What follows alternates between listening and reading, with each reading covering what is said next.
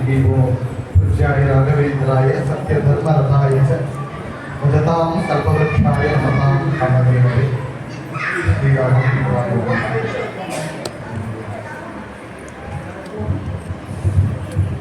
श्री राघवेन्द्रர் கலியுகத்திலே காமதேனு கற்பக விருட்சம் அப்படின்னு அவனை சொல்றோம். நீங்க இன்னைக்கு வந்திருக்கக்கூடிய இடம் மந்திராலயம் போல ஒரு கிரந்தாலயம் அப்படிங்கிற இந்த சேத்திரம். மந்திராலயத்திலே இன்றும் ஜீவனோட சமாதிக்குள்ள இருந்து தியானத்தில் அமர்ந்துட்டு 72 தேவதைகளை ஜபிச்சுட்டு இருக்கிற ராகவேந்திர குருசாமி போவார். இப்ப நீங்க பார்க்கலாம், நம்முடைய கிரந்தாலயத்தில் இருக்கக்கூடிய நிஜரூப ராகவேந்திரரை சுற்றி 72 தேவதைகள் இருக்காங்க. மகாவிஷ்ணுடைய வெவ்வேறு அவதாரங்கள், மகாலட்சுமி, பிரம்மா, வாயு பகவான், இந்திரன், எல்லா தேவதைகளையும் ராகவேந்திரர் இன்றைக்கும் ஜீவனோடு உள்ள இருந்து ஜபிச்சுட்டு இருக்கார். 700 வருஷங்கள் தான் ஜீவனோடு உள்ள இருந்து என்னை வேண்டி வருபவர்களுக்கு நான் அருள் புரிவேன் ராகவேந்திரர் சொல்லிட்டு உள்ள பிருந்தாவன பிரவேசம் செய்திருக்கார். அதனால இன்றும் ஜீவனோடு உள்ள இருந்து சசரீரியா பிருந்தாவன பிரவேசம் செய்து 350 வருஷங்கள் அவர் ஆயுள். அவர் எப்பேற்பட்டவர் அப்படின்னா எல்லாருக்கும் பிரகலாதர் தெரியும். எந்த ஒரு அரக்கர் குலத்திலே பிறந்து தந்தையான ஹிரண்யகசிபுவை பையனை கொள்ள துணிந்தாரோ அப்பேற்பட்ட அரக்கனுக்கு மகனாக பிறந்தாலும் கூட விஷ்ணுவினிடத்திலே எப்போதும் பக்தி செய்தவர் பிரகலாதர். நெருப்பிலே அவர் இட்ட போதும், கடலிலே எரிஞ்ச போதும், விஷத்தை கொடுத்த போதும், சிங்கத்தினுடைய குகையிலே அவர் அடைச்ச போதும், மலையிலிருந்து கீழே உருட்டிய போதும் பக்தியை விடாதவர் பிரகலாதர். கடவுள் நம்மை காப்பாற்றுவார், பெருமாள் நம்ம காப்பாற்றுவார் அப்படிங்கிற அந்த பக்தி நம்பிக்கை பிரகலாதனுக்கு இருந்தது.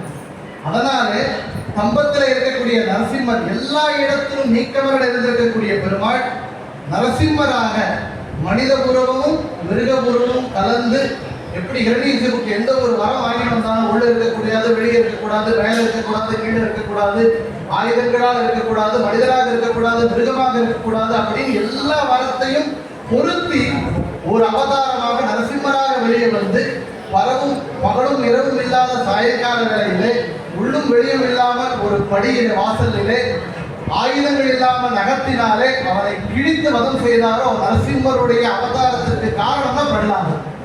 அப்பேற்பட்ட அந்த பிரகலாதராஜரே ராகவேந்திரராக கலியுகத்தில் அவதாரம் செய்திருக்காருன்னா அவருடைய பக்தி அவருடைய ராகவேந்திர அவதாரத்திலையும் நாம் பார்க்க முடியும். அதனாலே தான் இன்றைக்கும் ராகவேந்திரருடைய பிருந்தாவனம் இருக்கக்கூடிய எல்லா இடத்திலும் உற்சவராக இன்னைக்கு ரதோற்சவம் நடந்திருக்குன்னு பார்த்தீங்க. ரதோற்சவத்தில் பிரகலாதர் தான் இன்னைக்கு வந்தார். ஏன்னா அந்த பிரகலாதராஜரே ராகவேந்திராக அவதாரம் செய்திருக்கார் அப்படின்னு நம்ம அண்ணன் சொன்னாங்க. நிறைய பேர் இன்னைக்கு பூ பறிக்கிற தொழில் இருக்கிறவங்கலாம் இன்னைக்கு பால் ஏந்தி வந்திருக்கீங்க அப்படின்னு. பிரகலாதராஜர் மூல ரூபத்தில் ஒரு தேவதை, அந்த தேவதையுடைய பெயர் சங்குகர்ணன் அப்படின்னு. அவருக்கு வேலை இருக்கு. என்ன வேலைன்னா பிரம்மலோகத்திலே பிரம்மதேவர் பெருமாளுக்கு செய்யக்கூடிய பூஜையிலே பூ கொண்டு வந்து கொடுக்கக்கூடிய வேலை என்னன்னா சங்குகர்ண தேவதை. அந்த சங்குகர்ண தேவதை பெருமாளுடைய பூஜைக்கு தினமும் பிரம்மதேவருக்கு பூ கொண்டு வந்து கொடுக்கிறவர். அவரே ராகவேந்திரராக வந்திருக்காங்கன்னா உங்களை எல்லாம் பூ பறிச்சுட்டு இருக்கிற பெருமாளுக்கு பூ கொண்டு வந்து தெரிவிக்கக்கூடிய சேவை செய்யக்கூடியவங்க எல்லாரையும் இன்னைக்கு உங்க மூலமா பாலாபிஷேகத்தை எடுத்துட்டு இருக்கா ராகவேந்திர குருசாமி போவார் அப்படின்னு பார்க்கும்போது எவ்வளவு பெருமையா இருக்குன்னா, குரு சொல்லியிருந்தார் 10 வருஷமாக திட்டமிட்டும் இன்னைக்குதான் நடந்திருக்கு. எங்களுக்கு கூட இந்த இன்னைக்கு பாக்கியம் கிடைச்சிருக்குன்னா ராகவேந்திரரை முதல் தடவையா தெரிஞ்சுட்டு இருக்கவங்க கூட இன்னைக்கு நேரடியாக பாலாபிஷேகம் செய்யக்கூடிய பாக்கியம் இருக்குன்னா இது இந்த ஜென்மத்தில் அந்த பாக்கியம் இல்லை. உங்களுடைய முந்தைய பிறப்புகளிலே ராகவேந்திரருக்கும் உங்களுக்கும் ஏதோ ஒரு வகையில சம்பந்தம் இருக்கிறதுனால இன்றைக்கு அவங்க இன்னைக்கு அப்பேற்பட்ட பால் அபிஷேக வைபவம் நடந்திருக்கு. ஏன்னா இது இந்த சைத்திர மாசம், சித்திரை மாதம், இது வசந்த காலம்னு பெயர். வெயில் அதிகமா இருக்க காலம்.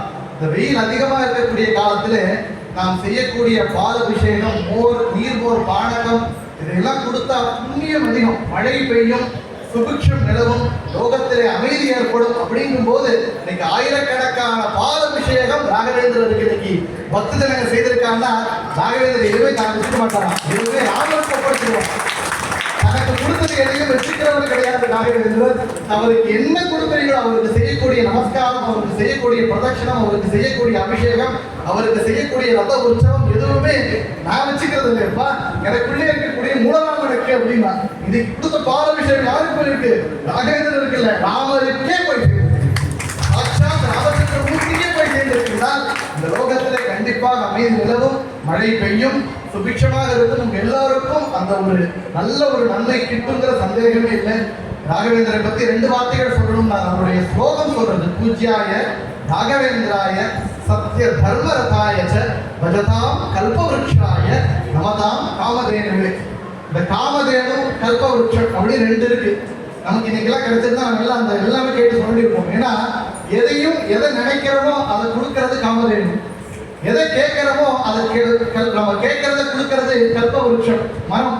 இது காமதேனு பசு. இது எப்படின்னா ஒண்ணு நடமாடக்கூடியது, ஒண்ணு ஒரு இடத்தை விட்டு போக, அது இருக்கிற இடத்துக்கு போகணும். கல்பவருஷம் சொர்க்கலோகத்தில் இருக்கு, அங்க போய் கேட்டால் அது கேட்கறதை கொடுக்கும்.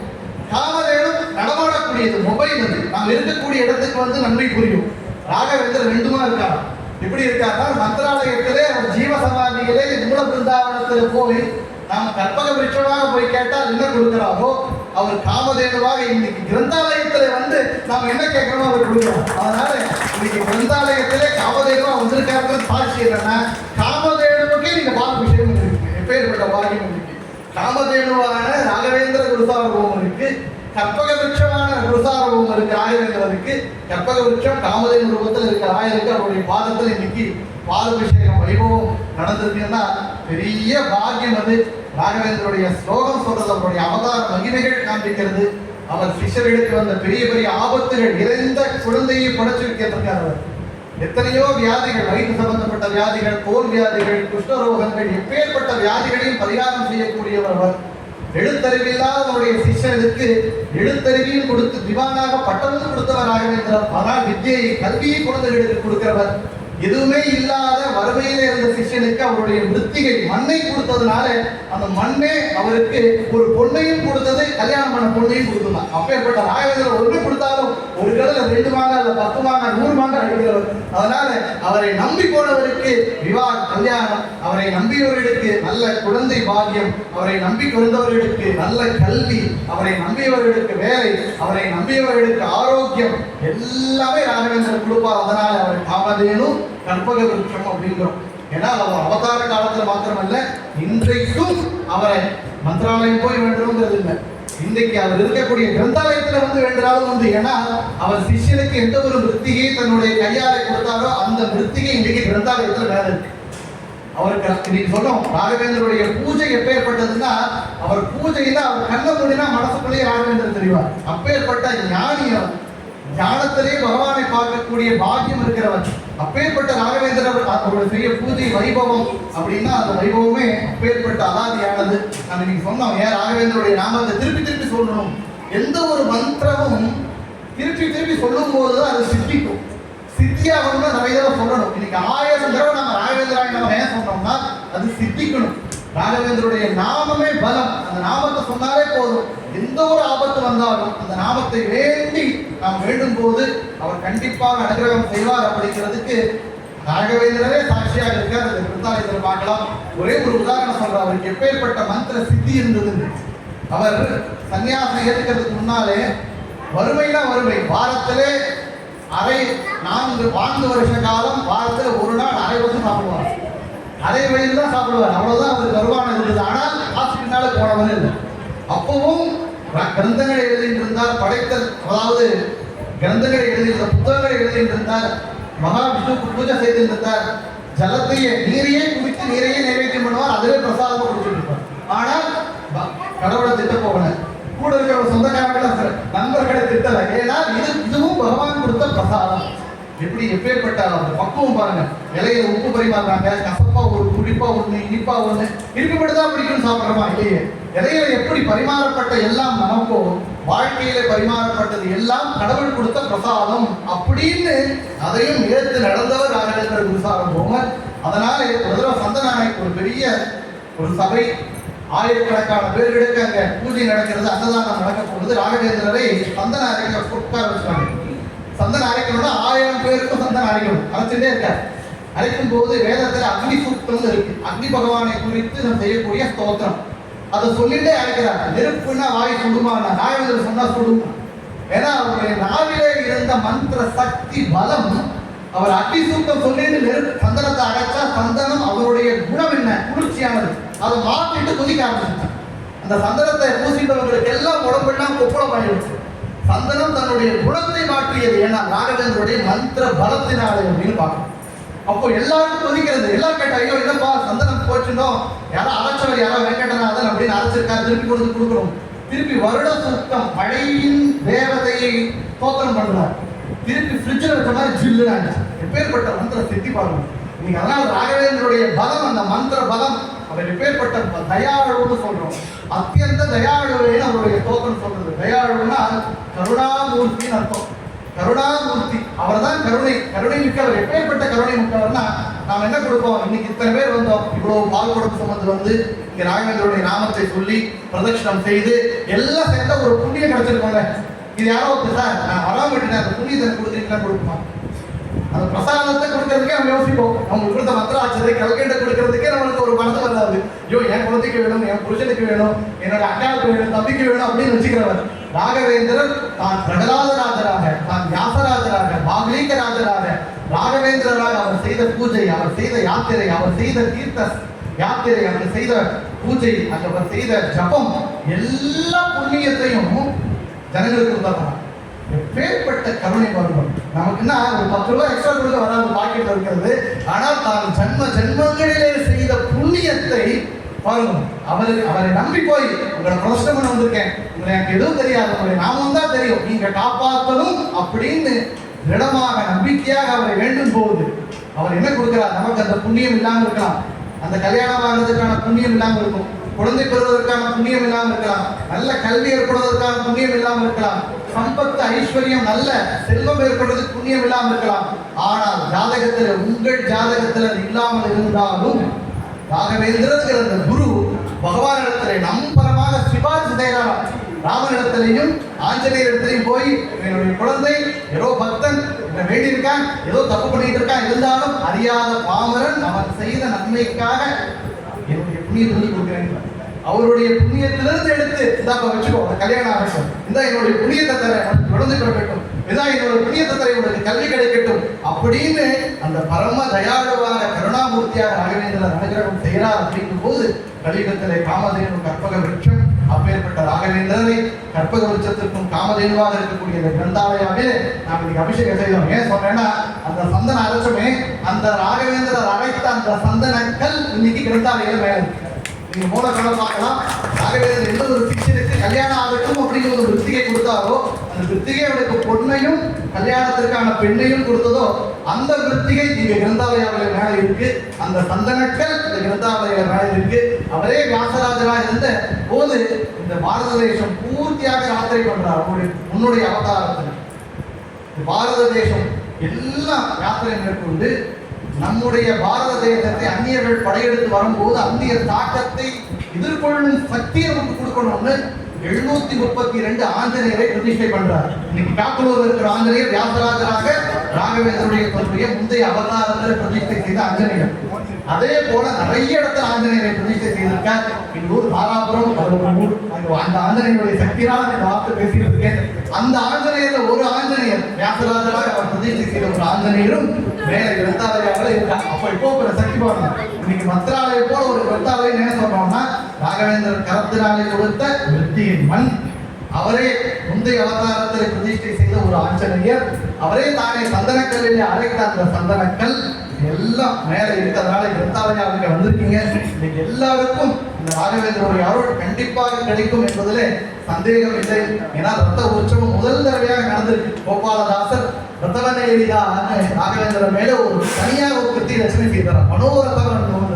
மனோரதம்னா நம்முடைய மனதிலே என்னென்ன கோரிக்கைகள் இருக்கோ அதையெல்லாம் நிறைவேற்றும் வகையிலே பிரகலாதர் ரதத்திலே ஏறினார் அப்படின்னு தாசர்களும் ஞானிகளும் பாடியிருக்காங்க.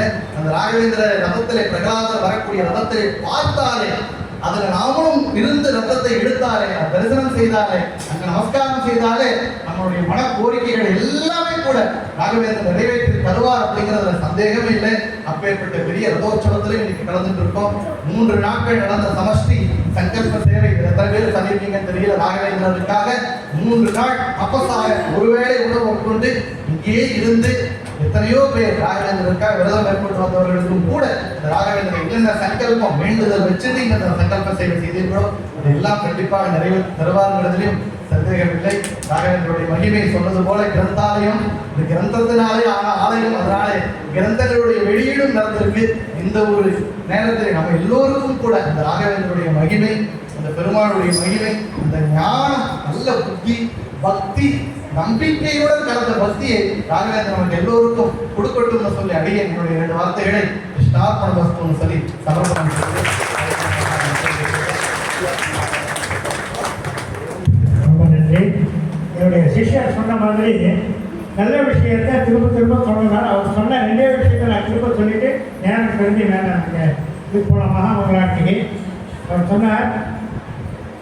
அதாவது காமதேவன் பால் கொடுக்கறது நமக்கு அப்படின்னு பார்த்தா இன்னைக்கு அபிஷேகம் பண்ணோம்னா காமதேவனுக்கு கீழேயே அது வந்து 1000 உட்கார வச்சு பாதுகையை உட்கார வச்சு அந்த காமதேவன் 10 வருஷத்துக்கே வந்து நாம் இன்னைக்கு வந்து அபிஷேகம் பண்ணிருக்கோம்.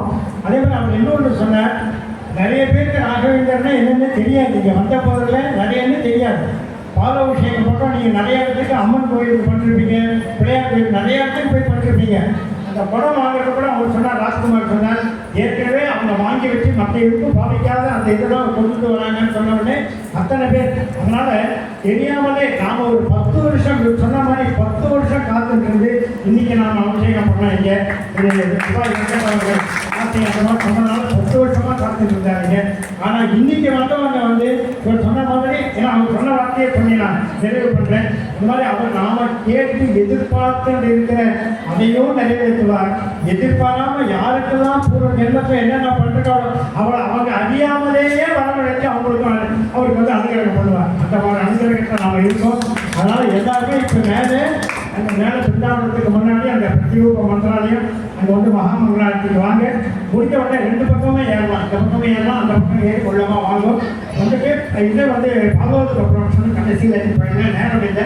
இங்கே வந்து மறுபடியும் ஆர்த்தி பார்த்த பிறகு நம்ம அடுத்தது அனௌன்ஸ் பண்ணுறோம். அது மாதிரி பண்ணிக்கலாம். இந்த நிகழ்ச்சி எல்லாத்தையும் காலையிலேருந்து சொன்ன மாதிரி அந்த ரதம் எல்லாமே காலை எத்தனை நேரம் ஒன்றுமே நமக்கு 1/2 மணி நேரம் தான் முன்ன பின்ன ஆகிருக்கு.